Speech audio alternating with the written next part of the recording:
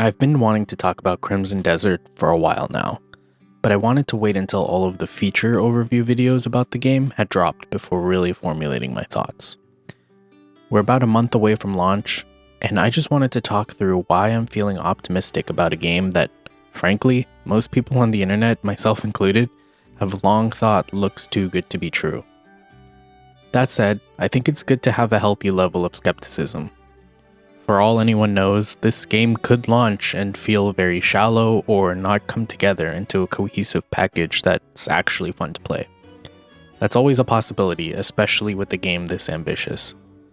But man, all of the recent videos and interviews about this game has me feeling optimistic and hyped. And I think it's worth talking about why. Before we dive into it, just wanted to share a little bit about my perspective on this. I love open world games. It's one of my favorite genre of games. Some of my favorite games of all time include games like The Witcher 3, Red Dead Redemption 2, Elden Ring, and Breath of the Wild. But aside from those games, which I think largely everyone seems to like, I also really enjoyed games like Assassin's Creed Odyssey and Origins, two games that I think people are more mixed on. So needless to say, Crimson Desert, which is a large-scale single-player open-world action game, is right up my alley. But make no mistake, this is easily the most ambitious open-world game that I think I've ever seen, just based on the pre-launch marketing. The only thing that comes close in my mind in recent memory is probably Starfield. I remember the immense ambition that was shown off for Starfield during the Xbox Showcase in 2023. Similar to Crimson Desert, it just felt like there were systems on top of systems on top of systems. And ultimately, the game came out and to a lot of people, it was kinda just okay. But I'd argue it's not a terrible game by any means. I actually think it's a little overhated. But a large part of why the game didn't resonate with people is largely due to the weight of its own ambition. I'd argue that a lot of the handcrafted content in Starfield was pretty good. But when you would explore any of the other 1,000 plus planets that you can visit, you'd soon realize how empty the worlds actually were. I bring up Starfield because I think it's a useful comparison for thinking about Crimson Desert. The level of ambition feels comparable. So why am I more optimistic about Crimson Desert? Let me break it down. The first thing that really caught my eye about this game when I first saw one of the trailers at the Game Awards a couple years ago was the world. Anyone who's watched a Crimson Desert trailer can see how vast, gorgeous, and diverse this world appears to be. For an open world game, the map and how engaging it is to explore is one of the most important things, if not the most important thing. Everything we've seen so far suggests a world with a lot of diverse areas and different biomes. But the question that's yet to be answered is, will exploration actually be rewarding? Will the world feel alive, or will it just feel like a checklist? When I think about open world games that nail exploration, the first one that comes to mind is Elden Ring. What makes Elden Ring so special is how rewarding it is to just explore. You stumble upon a hidden cave that then opens up an entirely new optional area of the map that you could have completely missed. And then these areas reward you with some epic boss fight that gives you some kind of special weapon or ability. Every time you explore, you feel like you're being rewarded immensely for your curiosity. But the reason I bring up Elden Ring is because when asked about the world and exploration of Crimson Desert, Will Powers, the PR lead for the game, said, quote, "I don't want to compare specifically to any one game, but that particular element reminded me a lot of my own experience with Elden Ring," end quote. Of course, I can't reasonably expect Crimson Desert to hit that level of world design. Elden Ring is a masterclass when it comes to that. But it surely makes me very excited to see what Crimson Desert's world has in store. But let's move on to what I think is going to be the real main attraction of this game. And that's the combat. And I'll say it plainly, this game may have some of the craziest looking combat that I can ever remember seeing in an open world game. We're talking about different abilities, different moves, different weapons with elemental properties, and that's just the baseline. More recently, we learned that there are actually multiple playable characters, each with their own weapons and playstyles. There are guns, dragons, mechs, a mountable bear you can fight with, hand-to-hand martial arts, wrestling moves. I mean, the variety of different combat tools you have in your arsenal is pretty wild, and I'm completely here for it. But the thing that has me even more excited than the combat mechanics themselves are the bosses. Because it's one thing to have all of these incredible tools at your disposal. If you're just mowing through waves of identical soldier enemies, that can get stale really fast.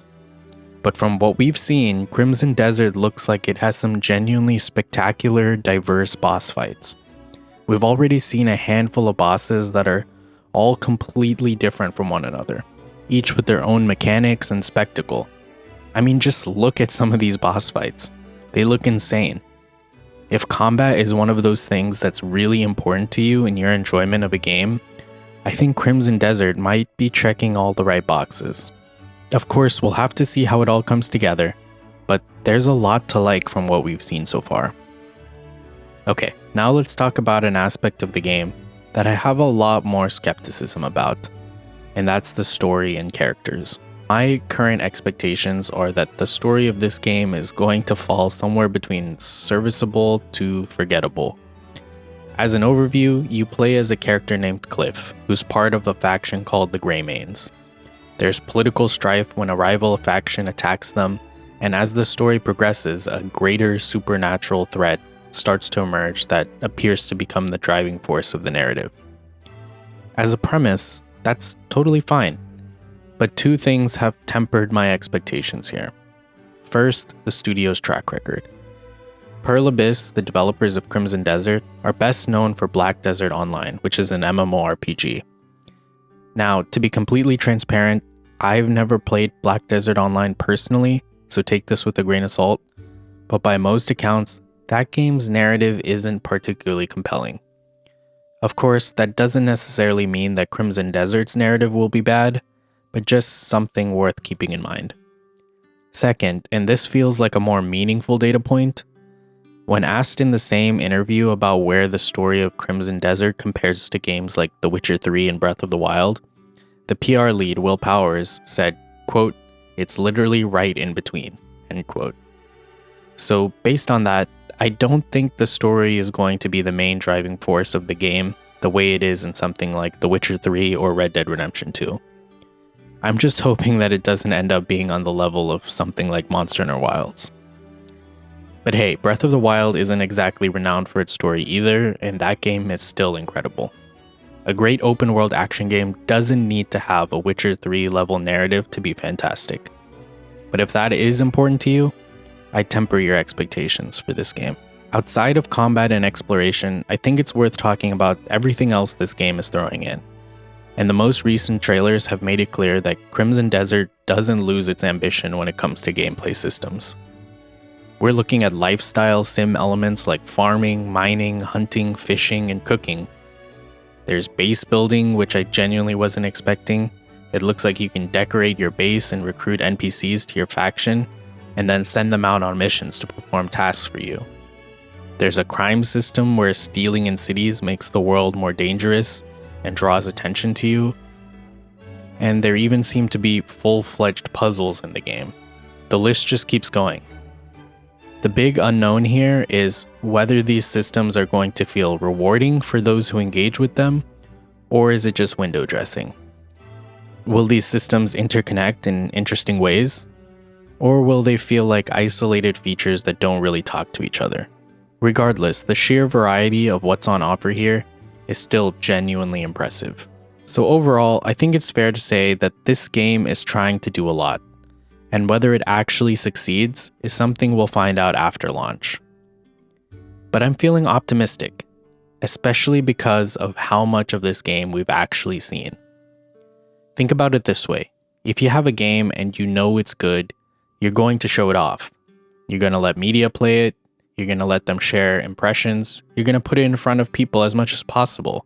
I think it's generally a good sign when developers aren't afraid to show off their game. That said, it's not a guarantee. A game can look great in controlled demos and still stumble at launch, but I just sense a good level of confidence from how much the developers are showing us, and I'm really hoping the game can deliver. But those are my thoughts. I'd love to know where you stand. Are you sold on Crimson Desert, or is there still something that makes you nervous about the game? On the internet, it feels like people either think this is going to be the greatest game ever made or a complete bust, and there's no in between. Let me know your thoughts in the comments. But that'll do it for this video. Leave a like, it really helps the channel. Subscribe if you love open world games or action games. But most importantly, thank you so much for watching, and I'll see you in the next one. Cheers.